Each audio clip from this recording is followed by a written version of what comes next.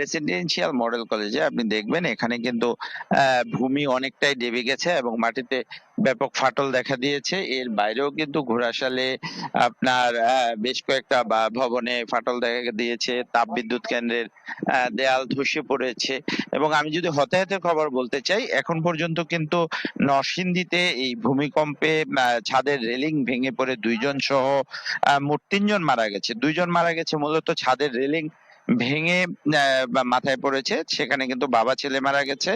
এর বাইরে পলাশের মালিতা এলাকায় কিন্তু একজন মাটির ঘরের যে রয়েছে সেটা ধসে চাপা পড়ে কিন্তু একজন মারা গেছে। আপনি দেখবেন যে এখানে কলেজের সামনে যেই সামনে প্রধান ফটকের সামনে যেই ভবন রয়েছে একটা টিন শেডের চালাঘর, সেখানে কিন্তু ভেঙে ঢেবে গেছে।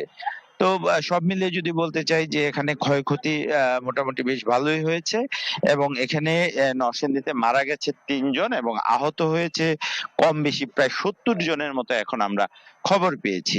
তো এইখানে বেশ কিছু স্থানীয় লোকজন আর রয়েছে, আমরা একটু তাদের সাথে কথা বলার চেষ্টা করব। এখানে আসলে কি হয়েছে বা কি দেখেছেন, কি অনুভূতি হয়েছে একটু বলবেন?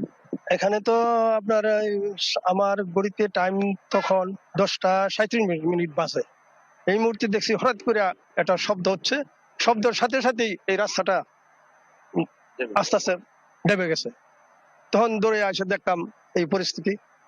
তারপর আমরা অনেকের কাছে বলা বলি করতেছি, জানাজানি করতেছি, সবাই আগায় আসছে। আপনি তো আপনি তো দীর্ঘ সময় পার করেছেন, তো আপনার জীবনে এরকম ভূমিকম্প দেখেছেন? আমার বয়স 63 বছর চলে। আমার জীবন আমি এমন আকস্মিক ঘটনা আমি দেখি নাই। ধন্যবাদ। আমি একটু আরেকজনের সাথে কথা বলার চেষ্টা করি। কি দেখেছেন, কি অনুভূতি হয়েছে?